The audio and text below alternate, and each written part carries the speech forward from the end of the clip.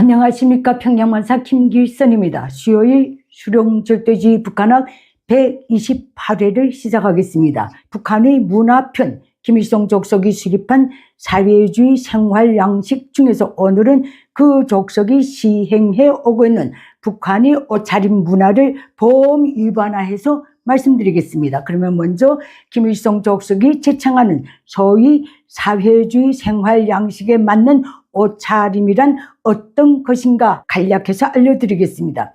김일성 족속이 제창하는 사회주의적 생활양식에 맞는 옷차림이란 첫째, 혁명하는 인민, 투쟁하는 인민다운 옷차림. 둘째, 긴장되고 동원된 태세의 전투적 인민다운 옷차림.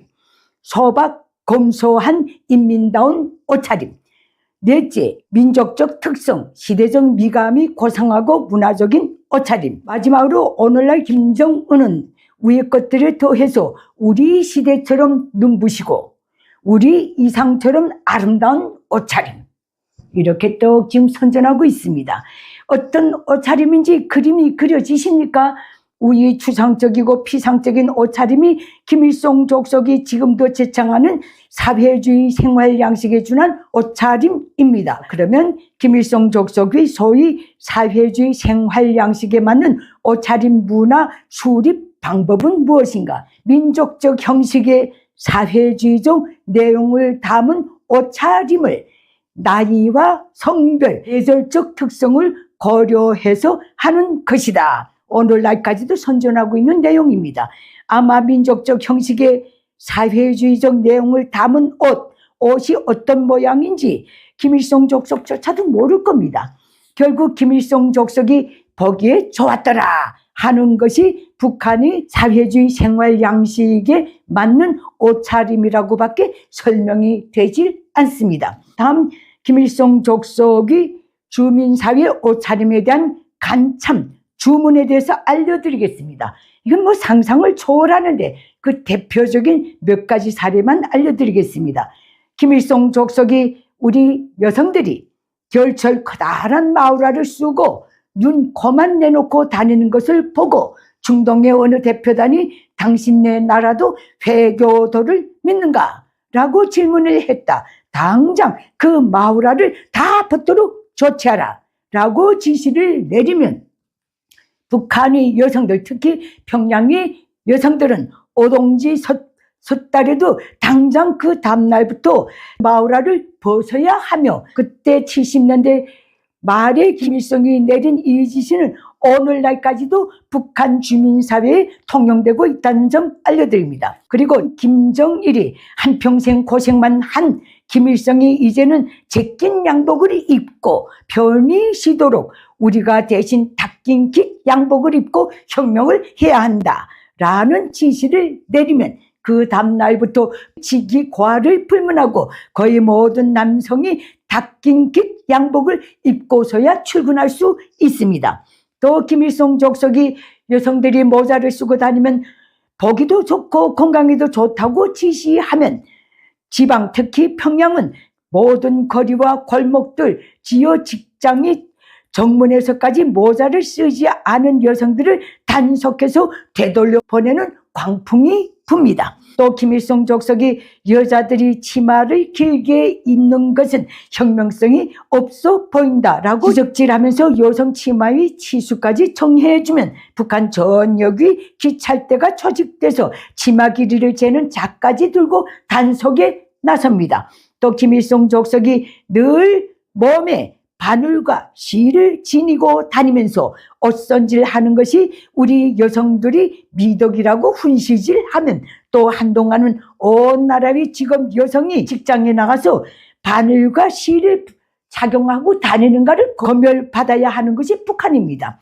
김일성 족속이 젊은 남성들 옷깃이나 돗주머니 덮개에 장식적 효과를 주어 경쾌하고 활동적인 양복식 돗옷을 입는 것이 좋다라고 훈계하면 북한 전역의 젊은 남성들이 이게 따라하는 흉내라도 내야 합니다.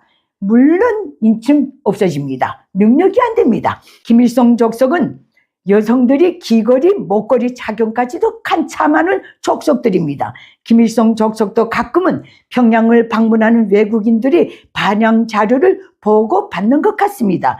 1989년 제13차 세계 청년 학생 축전 이후 김정일은 이런 지시를 내렸었습니다. 여성들이 귀걸이, 목걸이를 착용하는 것을 장려해서 우리 조선 여성들이 더 아름답게 보이도록 해야 한다.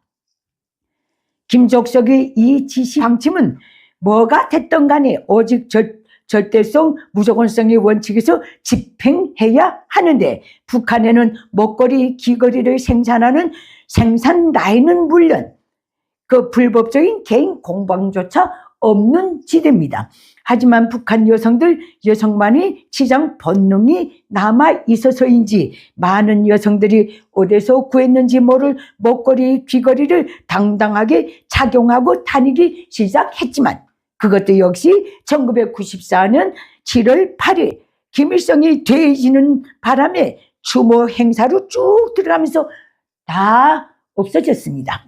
김정일은 1990년도에 우리나라를 방문한 외국인들이 우리 민의 옷차림이 꼭 단체복 같다고 했다는데 옷차림을 다양하게 하는 것이 좋겠습니다 라는 지시까지 내렸었습니다. 그 다양성까지도 김일성 족속이 내피셜 영역입니다.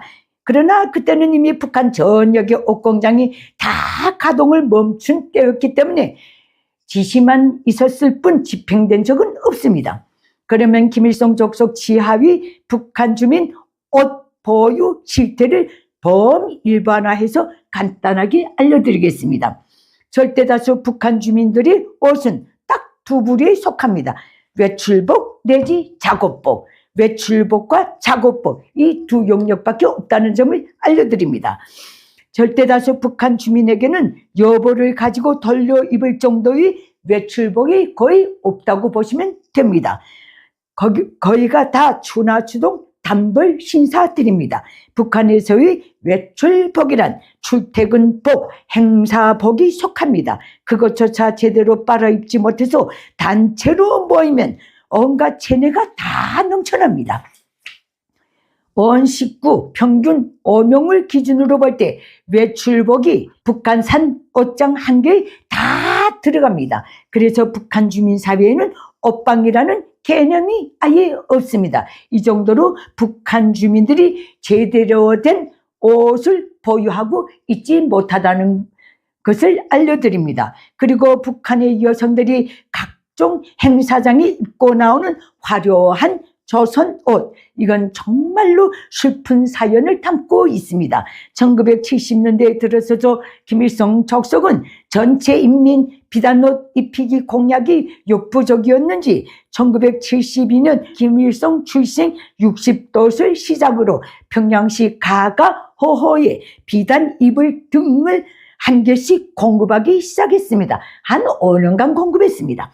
생산력이 역부족이어서 여러 해를 거쳐 차례로 공급하다가 그것도 마무리 짓지 못하고 중단됐습니다.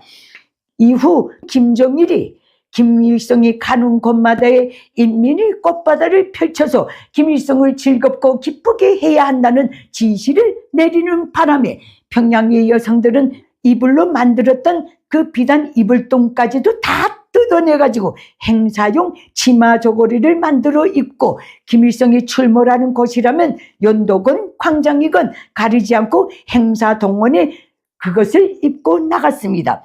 그것조차도 없는 여성들은 행사의 성원으로 뽑힐 때마다 주변에 행사용 치마 저고리를 빌리러 다니느라고 여간 분주스럽지 않습니다. 이런 작태는 오늘도 여전하다고 합니다.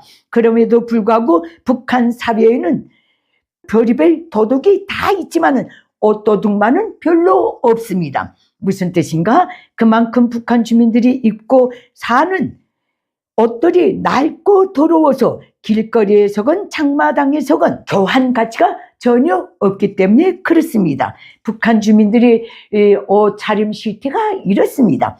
저는 북한에서 기자 생활을 할 때 1945년 8월 북한 지대에 진주했던 소련군 정군 기자가 북한 이면이 소박하고 깨끗하고 정갈한 옷차림에 대해 감명받고 쓴 글을 읽고 진심으로 가슴 뿌듯했던 적이 있습니다.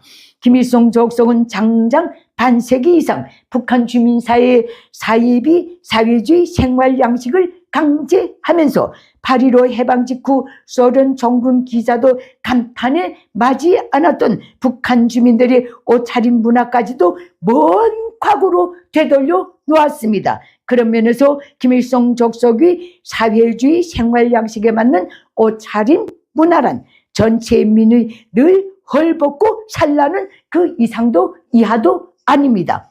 오늘은 여기서 마치겠습니다. 감사합니다. 내게 북한 인민들에게 호소합니다.